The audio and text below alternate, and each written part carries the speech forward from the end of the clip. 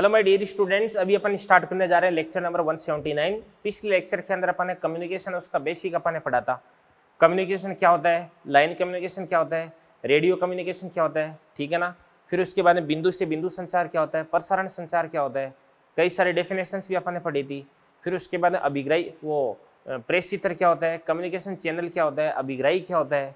इसके बाद में कम्युनिकेशन सिस्टम है, इसका अपन ने ब्लॉक डायग्राम वो भी अपन ने बनाया था, ठीक है ना।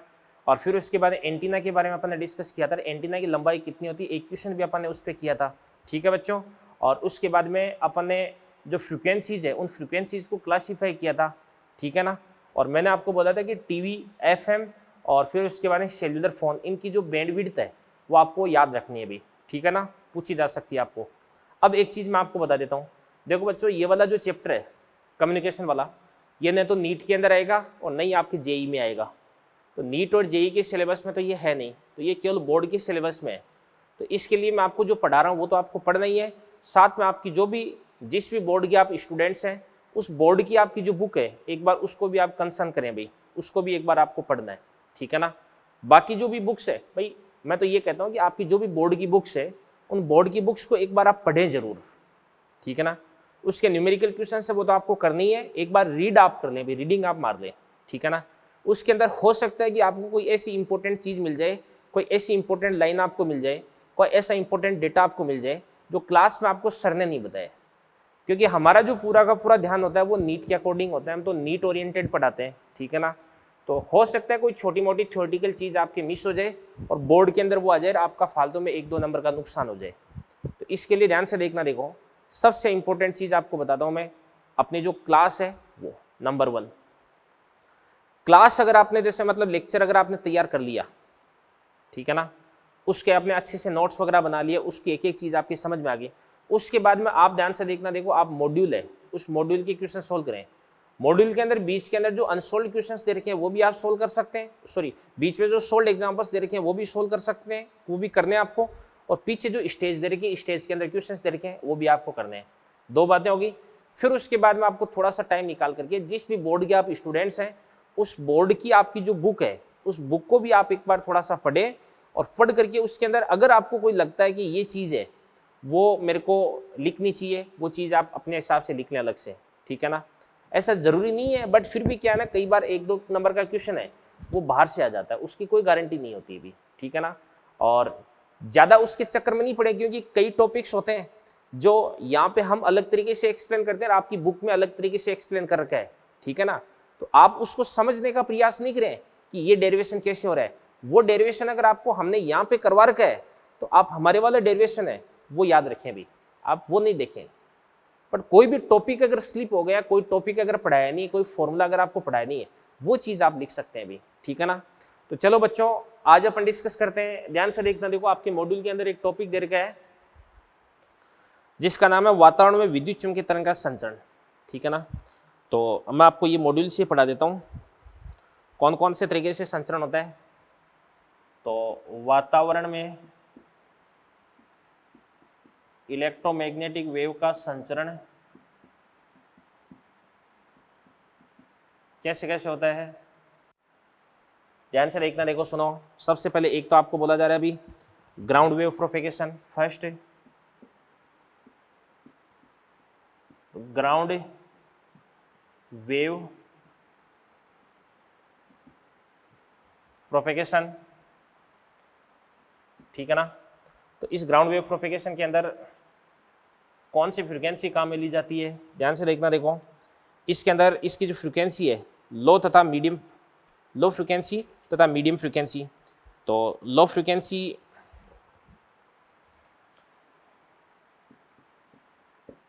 इसमें लो फ्रीक्वेंसी तथा मीडियम फ्रीक्वेंसी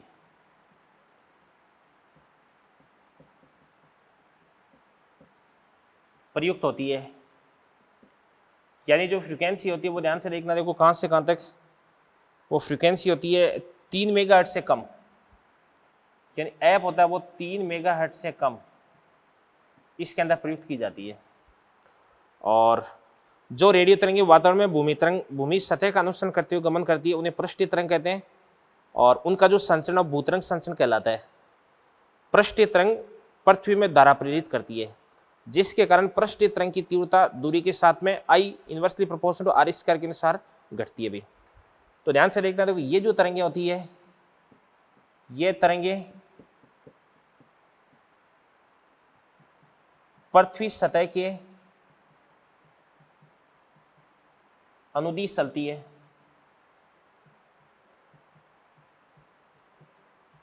अनुदिश चलती है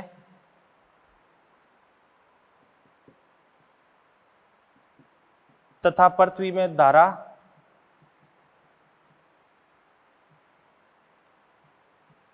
प्रेरित करती है। और इसकी जो तीव्रता है वो दूरी के साथ में इस प्रकार से यूं घटती जाती है भी, ठीक है ना। बस इतनी बात आपको इसके अंदर ध्यान रखनी है भी। तो मैं आपको ये बता रहा हूं कि यहाँ पे ये जो तरंगें होती है वो तरंगें ध्यान से, मतलब ग्राउंड वेव प्रोपेगेशन में एक्चुअली कम्युनिकेशन होता है क्या है, जैसे मतलब जो भी ट्रांसमीटर और रिसीवर होता है उन दोनों के बीच में जो सिग्नल होते हैं वो पृथ्वी की सतह के अनुदिश जाते हैं भी, ऊपर नीचे नहीं जाते हैं, सीधे जाते हैं। और ये पृथ्वी की सतह की अनुदिश चलती है तथा पृथ्वी में धारा प्रेरित करती है, और इस धारा की जो तीव्रता होती है दूरी के साथ में घटती जाती है। तो लंबी दूरी तक इसके द्वारा संचरण संभव नहीं है, और इसमें लो फ्रिक्वेंसी तथा मीडियम फ्रिक्वेंसी प्रयुक्त होती है, और जिनकी फ्रिक्वेंसी है वो 3 मेगाहर्ट्ज से कम होती है। ये बात आपको ध्यान रखनी है। तो ध्यान से देखना, देखो बच्चों, अपन ने अभी तक पढ़ लिया ग्राउंड वेव प्रोपेगेशन, और ग्राउंड वेव प्रोपेगेशन के बाद में अगला अपन डिस्कस करते हैं भाई, अगला है अपना भूतरंग संचरण हो गया, इसके बाद में अपन पढ़ते हैं स्काई वेव प्रोपेगेशन, ठीक है ना। तो देखिएगा ध्यान से, देखो इसमें मेन जो बातें आपको याद करनी है वो मैं बोर्ड पे लिख देता हूँ आपके सामने। तो दूसरा हो जाएगा आपके पास है स्काई वेव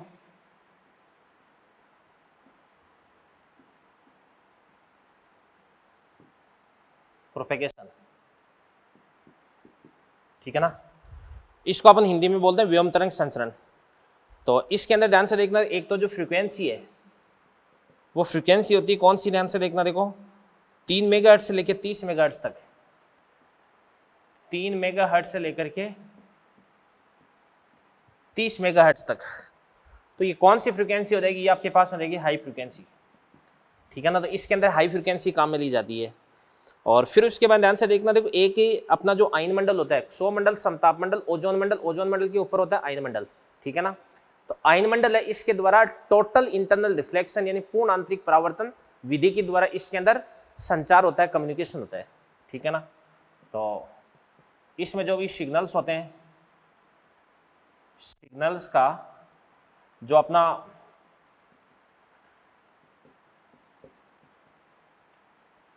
आयन मंडल द्वारा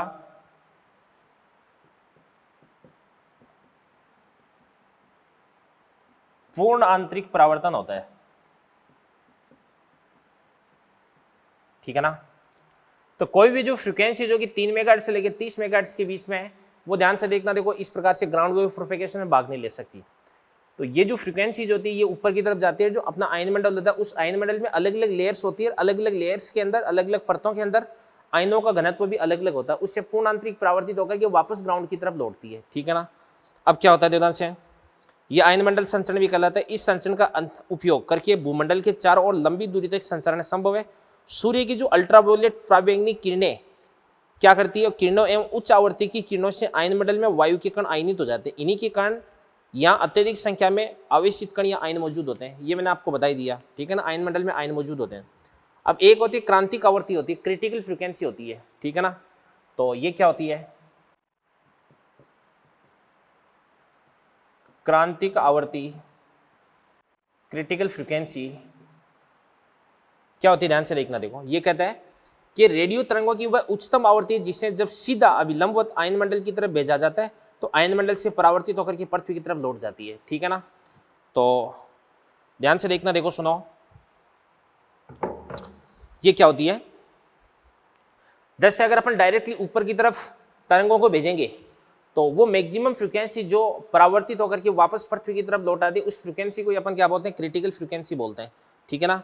तो आपके पास में जो क्रांतिक आवृत्ति होती है इसका फॉर्मूला होता है NC बराबर 9 × √n max होता है, ये फॉर्मूला आप ध्यान रख लेना। और n max क्या होता है भाई, उस आयन मंडल की परत में प्रति घन मीटर में इलेक्ट्रॉन का अधिकतम संख्या घनत्व होता है, ठीक है ना। और अलग अलग लेयर्स होती है आयन मंडल की, एक तो होती है आपके पास में डी लेयर, एक होती है आपके पास ई, एक होती है आपके पास F1 और एक होती है आपके पास F2 लेयर होती है। और इनके अंदर आयनों का जो घनत्व होता है वो कितना होता है, इसके अंदर तो 10 की पावर 9, ठीक है ना, NMX। और इसके अंदर कितना होता है आपके पास में 10 की पावर 11, और इसके अंदर होता है 5 गुणा 10 की पावर 11, और इसके अंदर होता है इस प्रकार से 8 गुणा 10 की पावर 11, ठीक है ना, प्रति घन मीटर में कि आयनों का घनत्व होता है। तो ये आपके पास NMX हो गया। NMX की वैल्यू अगर अपन यहाँ पे पुट कर देंगे, जैसे अपन बात करते हैं कि इसकी बात करते हैं अपन 10 की पावर 9 की बात करते हैं, तो यहाँ पर मैंने 10 की पावर 9 पुट कर दिया, तो 10 की पावर 9 का रूट कर दूंगा, 9 से मल्टीप्लाई कर दूंगा, तो इस डी लेयर की क्रिटिकल फ्रिक्वेंसी हो जाएगी, क्रांतिक आवृत्ति आ जाएगी, ठीक है ना। तो जो क्रांतिक आवृत्ति है उस तक अगर आवृत्ति होगी तब तो ये डी लेयर है, इस डी लेयर से परावर्तित होकर के नीचे की तरफ आ जाएगी।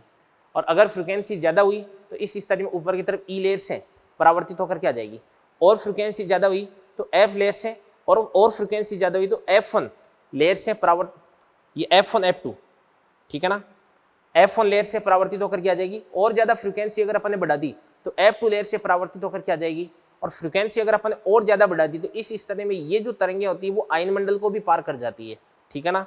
और यदि आयन मंडल को पार कर गई तो फिर उसके बाद में अपन बात करते हैं किसकी, फिर उसके बाद में बात करते हैं अपन आकाश तरंग संचरण की बात करते हैं, ठीक है ना। तो यहाँ पे ध्यान से एक डायग्राम भी बना रखा है, एक टेबल बना रखी है, इसमें आयन मंडल की जो अलग अलग परतें हैं उन परतों के नाम बता रखे हैं, और फिर उसके बाद में पृथ्वी की सतह से इनकी ऊंचाई है वो आपको बता रखी है, और कौन कौन सी आवर्तियां इनसे परावर्तित होती है, ठीक है ना, वो आपको बता रखा है, ठीक है, डायग्राम भी समझा रखा है। और फिर उसके बाद में अगला है अपना आकाश तरंग संचरण।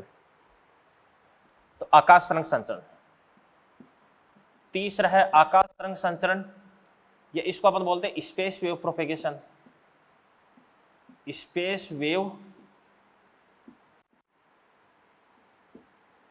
प्रोपेगेशन। तो अपना जो स्पेस वेव प्रोपेगेशन होता है, आंसर देखना, इसके अंदर वेरी हाई फ्रिक्वेंसी काम में ली जाती है। तो एफ बराबर कितना होता है आपके पास है 30 मेगाहर्ट्ज से लेकर के 300 मेगाहर्ट्ज तक, और इसको अपन बोलते हैं वेरी हाई फ्रिक्वेंसी। और इसके अंदर ध्यान से देखना, देखो क्या होता है, इसके अंदर दो तरीके से होता है संचरण, एक तो होता है सैटेलाइट से, एक तो होता है इसके अंदर सैटेलाइट से, सैटेलाइट द्वारा, और एक होता है दृष्टि रेखीय संचार, दृष्टि रेखीय संचार द्वारा, ठीक है ना। दृष्टि रेखीय संचार को अपन बोलते हैं लाइन ऑफ साइट कम्युनिकेशन, ठीक है ना। तो ये जो दृष्टि रेखीय संचार है इसका एक डेरिवेशन है, वो डेरिवेशन आपको मैं करवाता हूँ, ठीक है ना। तो इन चीज़ों को नोट करें, फिर उसके बाद में अपन आगे बढ़ते हैं। तो बात सुनना बच्चों, देखो ध्यान से, सबसे पहले अपन ने पढ़ा ग्राउंड वेव प्रोपेगेशन, और उसके बाद में अपन ने पढ़ा स्काई वेव प्रोपेगेशन, उसके बाद में अपन ने पढ़ा स्पेस वेव प्रोपेगेशन। तो सबसे पहले तो आपको ये ध्यान रखना है कि इनके अंदर होता क्या है। जो ग्राउंड वेव प्रोपेगेशन होता है उसमें पृथ्वी के अनुदिश तरंगें उत्पन्न होती है, मतलब पृथ्वी की अनुदिश धारा उत्पन्न होती है, ठीक है ना। और यानी अपना जो सिग्नल होता है वो ऊपर नीचे कहीं नहीं जाता, सीधा डायरेक्टली पृथ्वी के अनुदिश जाता है। तो ये तो बहुत कम डिस्टेंस के लिए एप्लीकेबल होता है, और इसकी जो फ्रिक्वेंसी है वो आपको ध्यान रखनी है, जो मैंने आपको बताई थी, ठीक है ना। और फिर उसके बाद में दूसरा था अपना स्काई वेव प्रोपेगेशन। तो स्काई वेव प्रोपेगेशन की फ्रिक्वेंसी आप ध्यान में रखें, और स्काई वेव प्रोपेगेशन में आपको मालूम है कि इसके अंदर जो अपना आयन मंडल होता है उस आयन मंडल की परतें काम आती है, मतलब आयन मंडल से पूर्ण आंतरिक परावर्तन से मतलब इसके अंदर कम्युनिकेशन होता है। और आयन मंडल के अंदर 4 लेयर होती है, डी, ई, F1, F2, इनका जो NMX होता है वो मैंने आपको बता दिया, और NMX और क्रिटिकल फ्रिक्वेंसी के बीच में जो रिलेशन है वो मैंने आपको बता दिया। तो मैंने आपको बता दिया कि कौन सी लेयर से अधिकतम, मतलब कौन सी लेयर से मैक्सिमम कौन सी फ्रिक्वेंसी है वो TIR करके वापस आ सकती है, ठीक है ना। और फ्रिक्वेंसी अगर उससे भी ज़्यादा होगी तो इस स्थिति में ये चली जाती है स्पेस वेव प्रोपेगेशन में। तो स्पेस वेव प्रोपेगेशन के अंदर एक तो सैटेलाइट काम आता है, और एक ध्यान से देखना, देखो आता है अपना लाइन ऑफ साइट कम्युनिकेशन, दृष्टि रेखीय संचार। तो अब मैं आपको पढ़ाने वाला हूँ लाइन ऑफ साइट कम्युनिकेशन।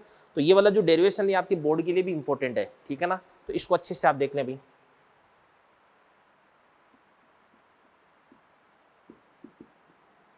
दृष्टि रेखीय संचार, लाइन ऑफ साइट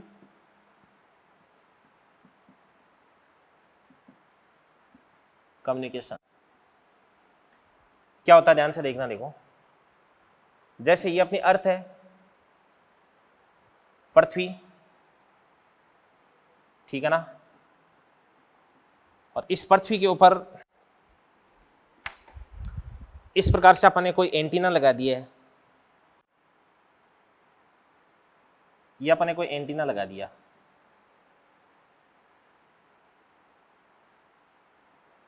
ये अपनी अर्थ का केंद्र हो गया, ये आर होगा, एंटीना की जो ऊंचाई है वो कितनी हो जाएगी आपके पास, एच हो जाएगी।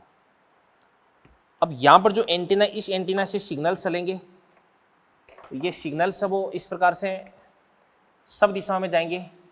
तो इससे अपन क्या करते हैं, पृथ्वी की सतह पे स्पर्शिका बना देते हैं, ये अपने पृथ्वी की सतह पे स्पर्शिका बना देते हैं, ये स्पर्शिका यहाँ पर जाकर के इसको टच करती है।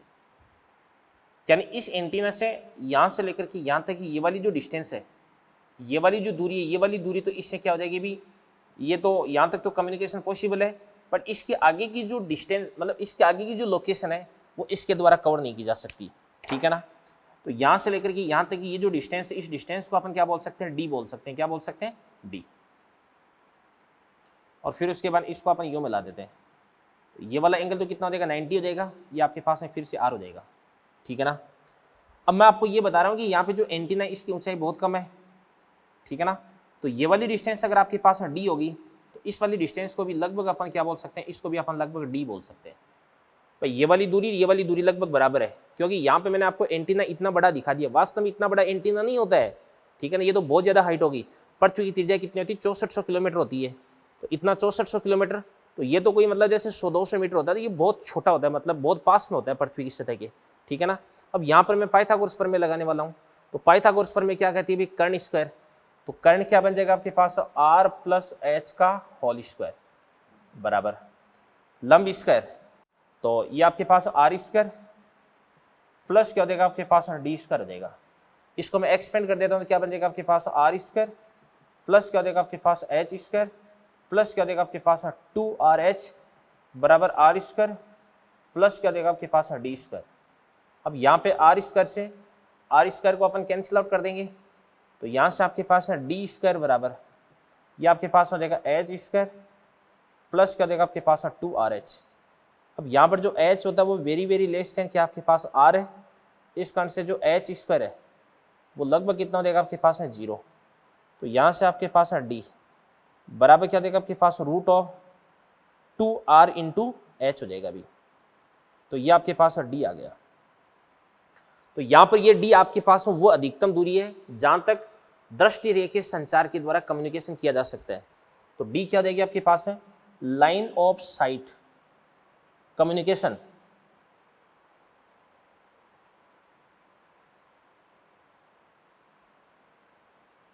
की अधिकतम दूरी हो जाएगी ये, की अधिकतम दूरी, ठीक है ना। इसके बाद में से अपन दो एंटीना की बात करते हैं, एक तो ट्रांसमिटिंग एंटीना की बात करते हैं, एक अपन रिसीविंग एंटीना की बात करते हैं। दो एंटीना लगा रहा हूं मैं, ठीक है ना। तो ये तो अपने पास में पृथ्वी होगी, ठीक है ना, अर्थ। तो अब क्या होता है, ध्यान से देखना, देखो एक तो यहां पर मैंने एंटीना लगा दिया इस प्रकार से, यूं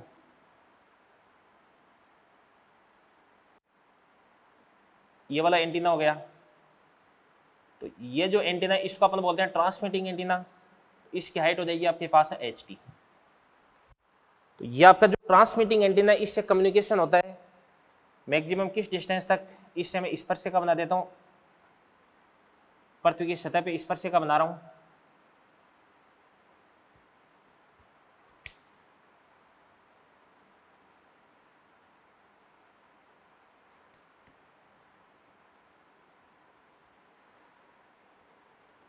क्या हो रहा है,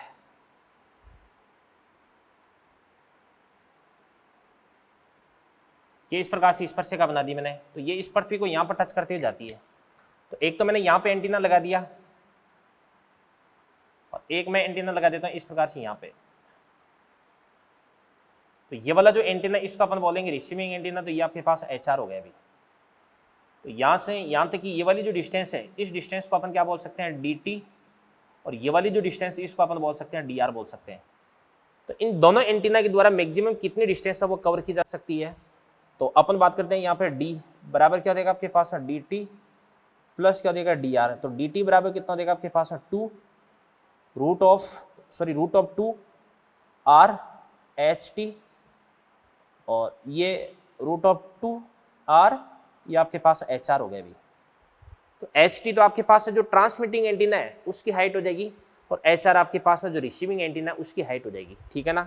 तो ये भी एक अच्छा टॉपिक है बोर्ड के हिसाब से, तो इसको भी आप अच्छे से देख लें। चलिए बच्चों, इसके बाद में अपन डिस्कस करने वाले हैं मॉड्यूलन, और मॉड्यूलन से पहले अपन ये डिस्कस करेंगे कि सिग्नल कितने टाइप के होते हैं। तो दो प्रकार के सिग्नल होते हैं, ठीक है ना। तो एक तो होता है कौन सा सिग्नल भाई, एक तो होता है आपके पास है एनालॉग सिग्नल, हिंदी में इसको अपन बोलते हैं अनुरूप संकेत। तो ये क्या होते हैं भाई, ये सतत फलन होते हैं, ठीक है ना, सतत व ज्यावक्रिय फलन होते हैं। अब सतत का मतलब होता है कि इनके अंदर जो वोल्टेज या करंट होती है वो अचानक से घटती या बढ़ती नहीं है भाई, यानी एक समान, मतलब आराम से बढ़ती है और फिर उसके बाद आराम से घटती है। जैसे अपन बात करते हैं, इसकी बात करते हैं देवदान से, ये आपके पास है इस प्रकार से कोई सिग्नल हो गया, तो ये आपके पास है सतत फलन हो गया। तो ये सतत फलन हो गया भी,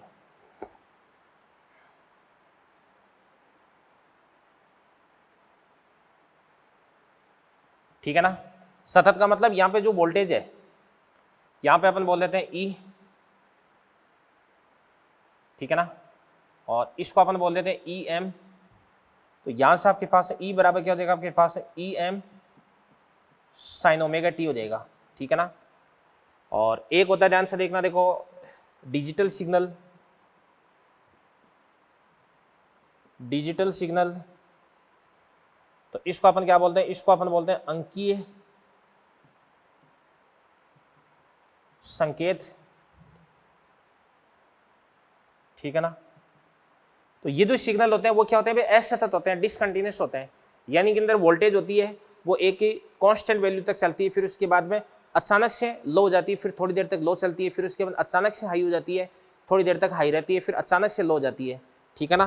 तो ये समय के असतत फलन होते हैं, असतत फलन होते हैं। कैसे होते हैं, ध्यान से देखना, देखो इनके अंदर वोल्टेज होती है,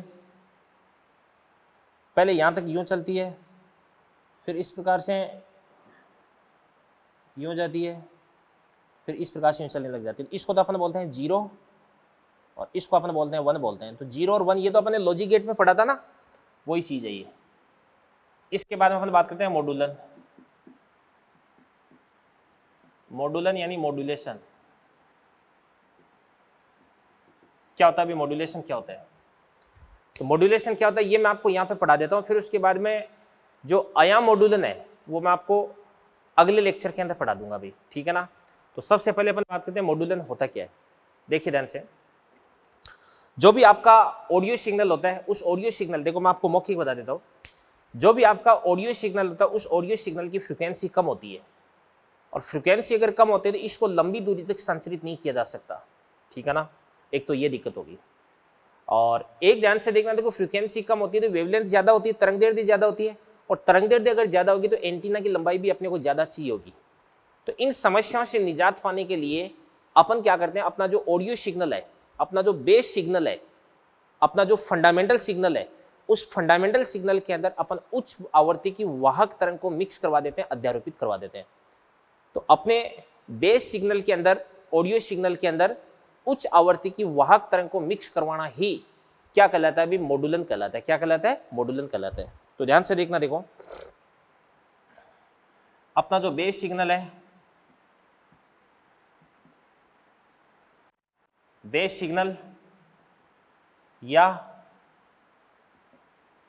अपना जो ऑडियो सिग्नल है में उच्च आवृत्ति की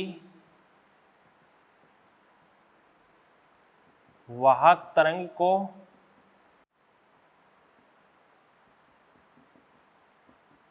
अध्यारोपित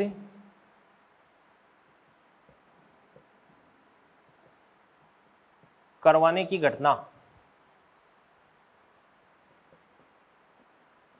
मॉड्यूलन कहलाती है। ठीक है ना, मॉड्यूलन कहलाती है।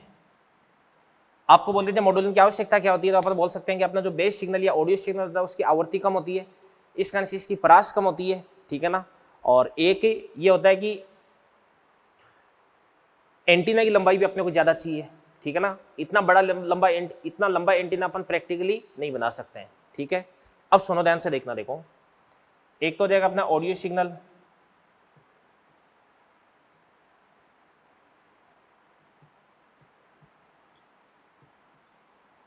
ऑडियो सिग्नल, इस ऑडियो सिग्नल को अपन बेस सिग्नल भी बोल सकते हैं। और ध्यान से देखना, इसी का अपने को मॉड्यूलन करवाना है तो इसको अपन बोलते हैं मॉड्यूलेटिंग,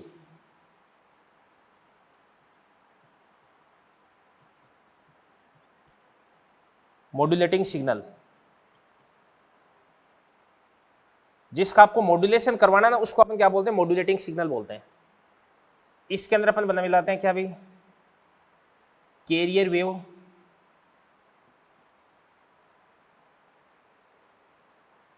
कैरियर वेव बोलते हैं इसको अपन। ठीक है ना, कैरियर वेव। और कैरियर वेव की जो फ्रीक्वेंसी होती है वो कैसी होती है भाई,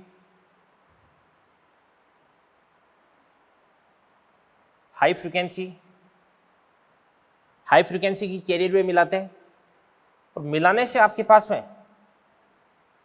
जो फाइनल सिग्नल बनता है, इस प्रक्रिया को अपन क्या बोलते हैं, मॉड्यूलेशन बोलते हैं। ठीक है ना, मॉड्यूलेशन बोलते हैं। और फाइनली आपको जो सिग्नल प्राप्त होता है, परिणामी सिग्नल, उसको अपन बोलते हैं मॉड्यूलेटेड सिग्नल।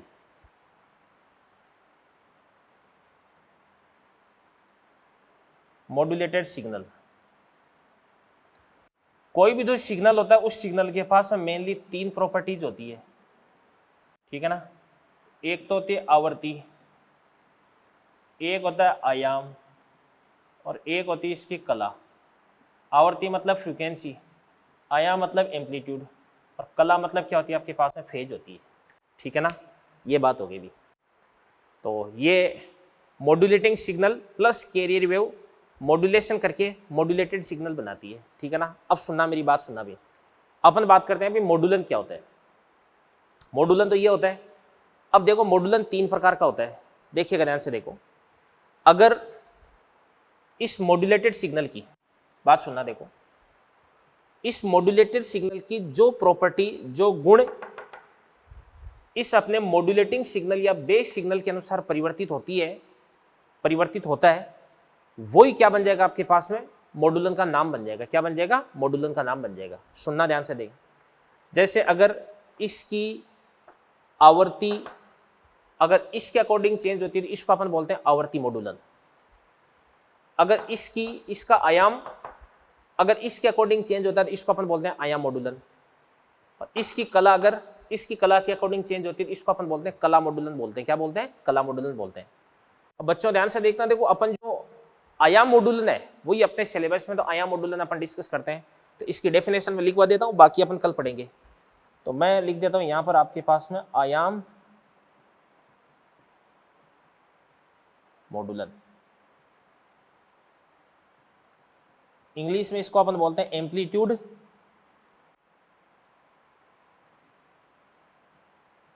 मॉड्यूलेशन, और शॉर्ट में इसको अपन बोलते हैं एएम। क्या होता है देवदान से, देखिएगा, ऐसा मॉड्यूलन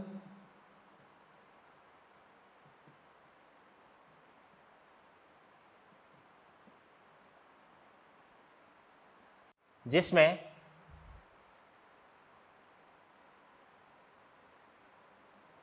मॉड्यूलेटेड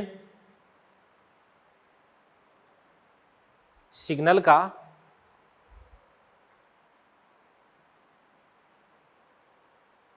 आयाम, जिसमें मॉड्यूलेटेड सिग्नल का आयाम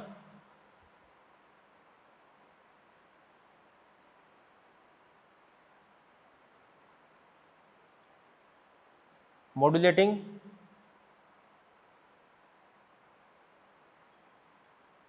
सिग्नल के अनुसार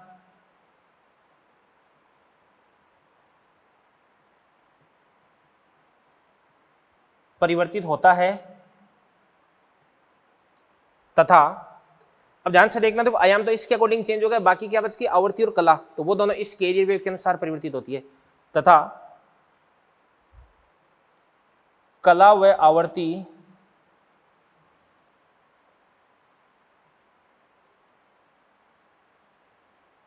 कैरियर वेव के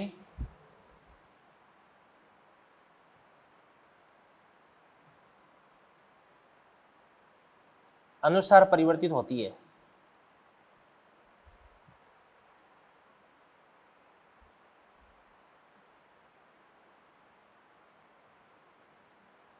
आयाम मॉड्यूलन कहलाता है। क्या कहलाता है भाई? आयाम मॉड्यूलन कहलाता है, ठीक है ना। तो ये मैंने आपको दो टाइप के सिग्नल होते हैं वो बता दिया, मॉड्यूलन क्या होता है वो बता दिया, कौन कौन सी प्रॉपर्टी होती है, मॉड्यूलन किस प्रकार से होता है ये बता दिया, और आयाम मॉड्यूलन जो अपन पढ़ने वाले हैं ये मैंने आपको बता दिया है।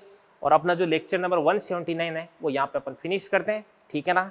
और फिर उसके बाद ध्यान से देखना, देखो बच्चों अगला आपका लेक्चर होगा 180, उसके अंदर अपन आयाम मॉड्यूलन को भी कंप्लीट करेंगे और साथ में अपन मॉड्यूल के जो क्वेश्चंस हैं वो भी अपन कंप्लीट करेंगे, ठीक है ना। और मैं आपकी जानकारी के लिए फिर से बता दूं कि ये जो कम्युनिकेशन वाला चैप्टर केवल आपके बोर्ड के अंदर आएगा, नीट और जेई के अंदर ये बिल्कुल भी नहीं आता है, ठीक है ना। तो अगला अपना लास्ट लेक्चर होगा अपना 12th का। तो thank you very much, all the best, मिलते हैं अगले लेक्चर पे। इन सारी की सारी चीज़ों को आप चाहो तो नोट कर लो।